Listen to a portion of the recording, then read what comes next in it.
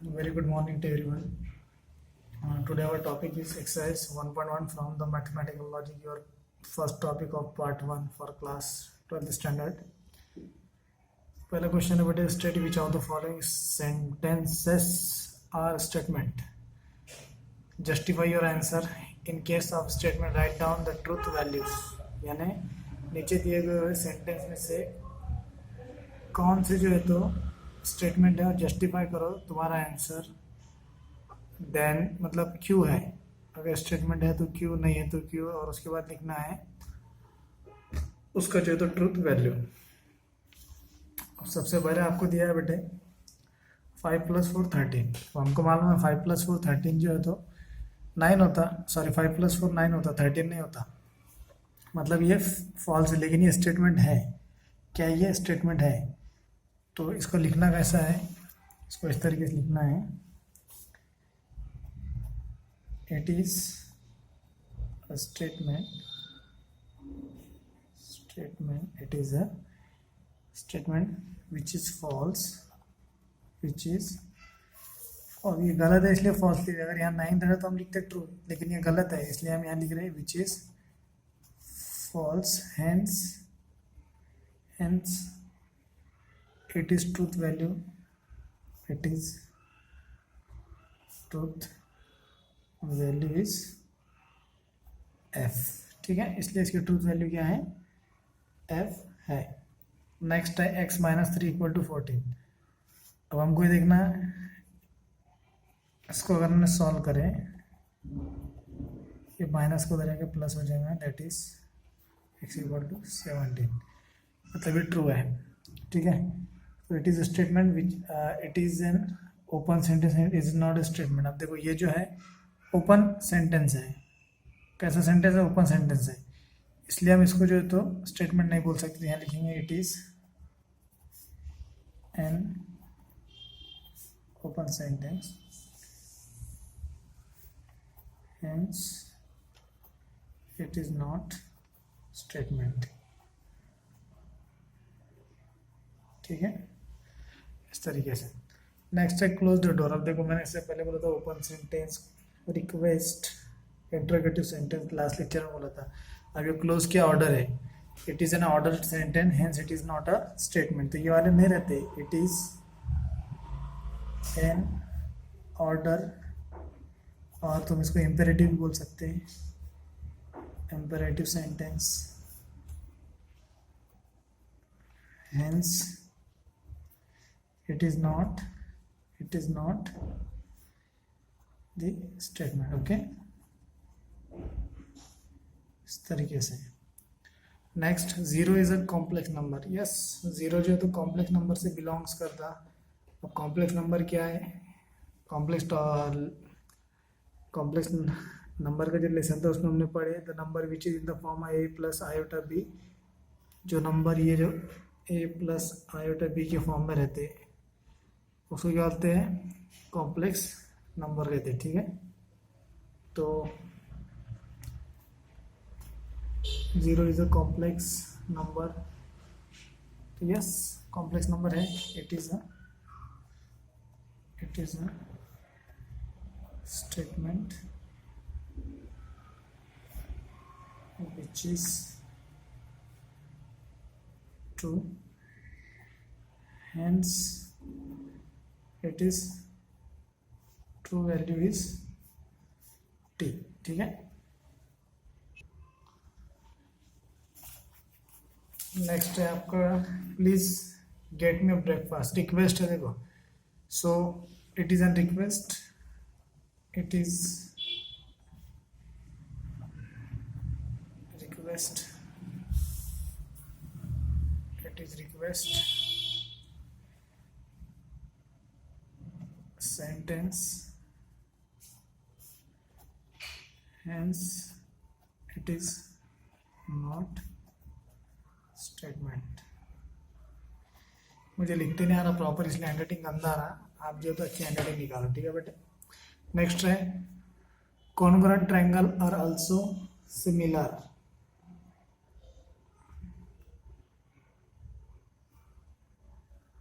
congruent triangle are also similar. देखो जो जो कॉन्ग्रुएंट ट्रायंगल रहती है ना एक जैसे, सपोज एक ट्रायंगल है ए बी सी और ये है एक्स वाई जेड, अगर ये कॉन्ग्रुएंट एक दूसरे को तो ऑब्वियसली सिमिलर रहेंगे, ठीक है। तो it is an sentence, it is a statement, it is a statement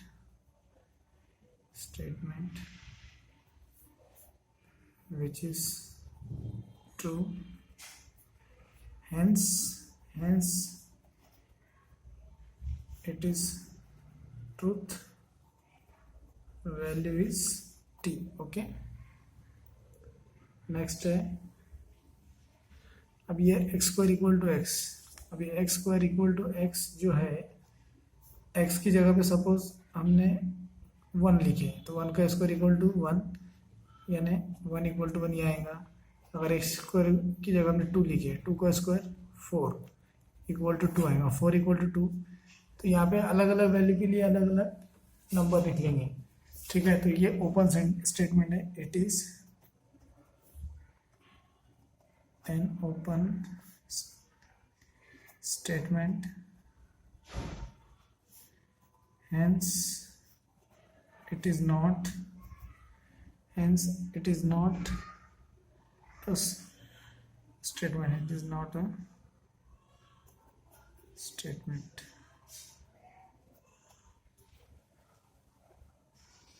ठीक है। नेक्स्ट है, a quadratic equation can not have more than 2 roots, यानी अगर कोई क्वाड्रेटिक इक्वेशन है तो उसको 2 से ज़्यादा रूट्स नहीं रहते, सही बात है। क्वाड्रेटिक इक्वेशन यानी तब आपने x square plus 16x and minus 144 इस तरह का इक्वेशन रहता था। तो इसका एक तो सपोज एग्जांपल दे रहा हूँ मैं, x equal to x equal to -2, ऐसे 2 आंसर आते, तो ये रूट रहते उसके, ओके। तो सही बात है, क्वाड्रेटिक इक्वेशन के 2 से ज़्यादा रूट नहीं रहते, तो हम यहाँ लिखेंगे it is a statement which is truth, value is true, ठीक है, hence it is true, hence it is true, लिख लो आराम से। Next, do you like mathematics. अब देखो 9 का जो क्वेश्चन है ये है इंटरगेटिव, स्टार्ट में बता दो, इंटरगेटिव जो है तो स्टेटमेंट नहीं होता है ना, ओपन स्टेटमेंट है, ओपन सेंटेंस है, तो it is an open statement, hence it is not a statement, hence it is not statement, okay। next, the sun sets in the west। अब देखो सन निकलता है ईस्ट को और डूबता है वेस्ट को, ठीक है, इन्हें पूर्व से, ईस्ट बोले तो पूर्व और वेस्ट यानी पश्चिम, तो ये सही है क्या नहीं। ये जो तो नेचुरल फेनोमेना है ये, तो ये ट्रू बात है, तो it is statement which is true, hence its truth, value is T, यानी true, okay. Next, all near real numbers are whole number. अभी ये कैसा क्वेश्चन कर दिया लोगों ने, ऑल रियल नंबर। पहली बात तो बोलो रियल नंबर यानी क्या, ऐसे नंबर जो प्रेजेंट है, जो वास्तव में है, उसको कहते हैं रियल नंबर। और रियल नंबर होल नंबर नहीं होते, क्योंकि रियल नंबर के अंदर जो है तो, एक मिनट वेट बताता हूँ आपको। होल नंबर ही बोले तो क्या बेटे, जिसकी स्टार्ट 0, 1, 2 से होके नॉट डिफाइन तक जाती है, उसको कहते हैं होल नंबर, ठीक है। अब इनका क्या बोलना है, all real numbers are whole number. अब रियल नंबर के अंदर कभी कभी -1/2 आता है, 1/2 आता है, √2 आता है, -√2 आता है, तो ये होगा तुम्हारा रियल नंबर का सेट। ओके, अब ये नंबर ये सेट में नहीं है, तो फिर कैसे क्या रियल नंबर होल नंबर बनेंगे? इसका मतलब ये फॉल्स है। तो हम लिखेंगे it is statement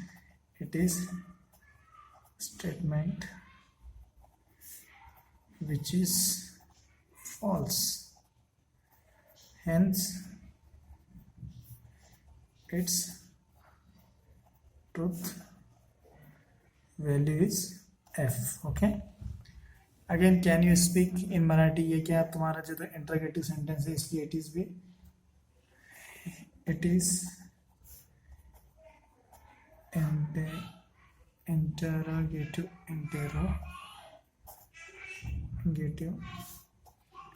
statement, hence it is not statement। Okay, अभी नेक्स्ट है एक्स, ये छोड़ेंगे हम। यहाँ पे क्या इक्वेशन है? एक्स की जगह 7 है, -7 49,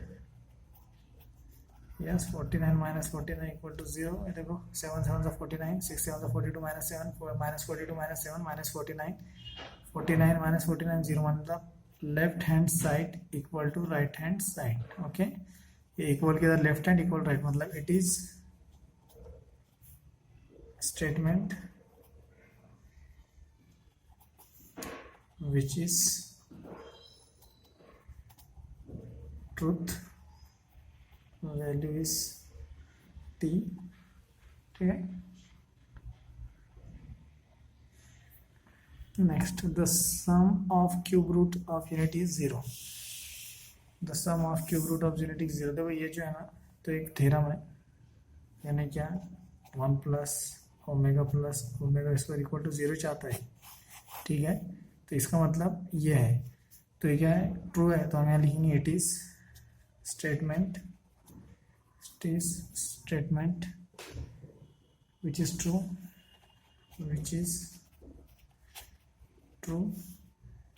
hence its truth value is t। okay,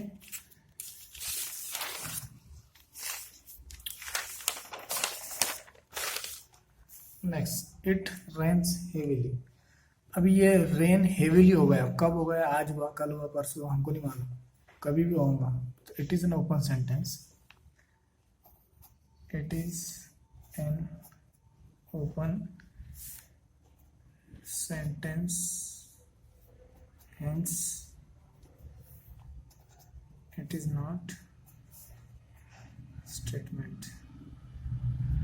यार क्वेश्चन को मैं आंसर लिखा, मैथ में आंसर नहीं लिखते, सॉरी, सॉल्यूशन लिखते तो आप सॉल्यूशन लिखते चलो। ठीक है बेटे, नेक्स्ट ये हो गया आपका पहला क्वेश्चन। अब उसी में फर्स्ट एक्सरसाइज 1.1 में आपका दूसरा क्वेश्चन है, right following compound statement symbolically. ठीक है, कंपाउंड स्टेटमेंट है सब।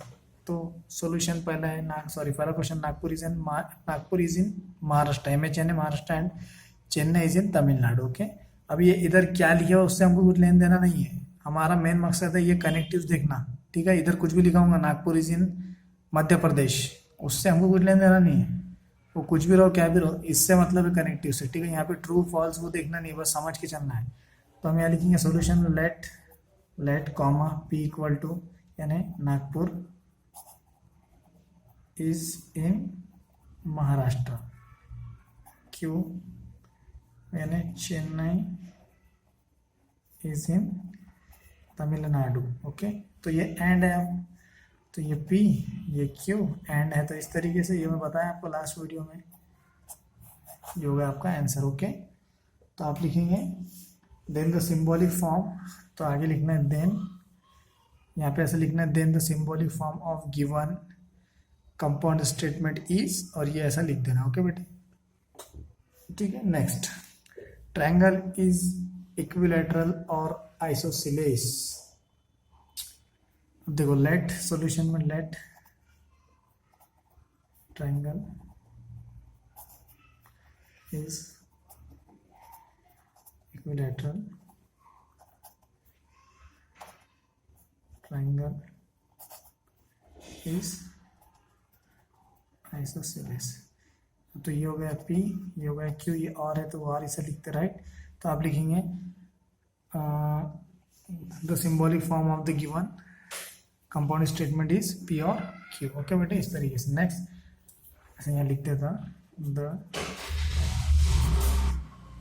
Symbolic form of given statement is P और Q। ओके, नेक्स्ट क्या बेटे,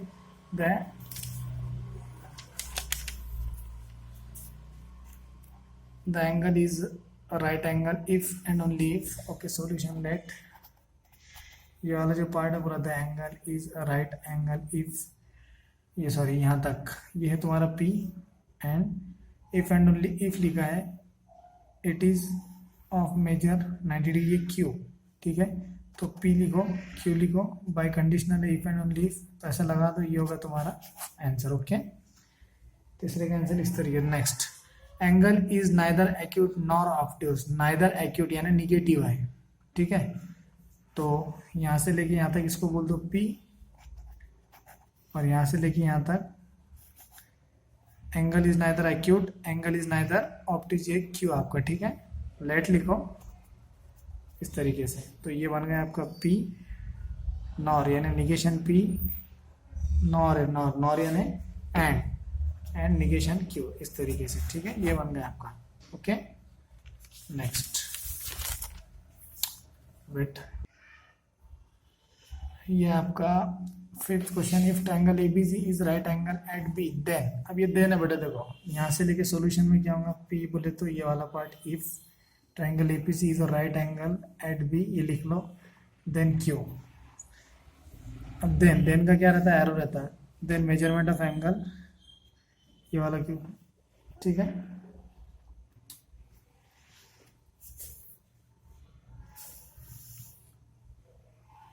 लिख देता मैं, जान दो, triangle ABC is right angle at B, measurement then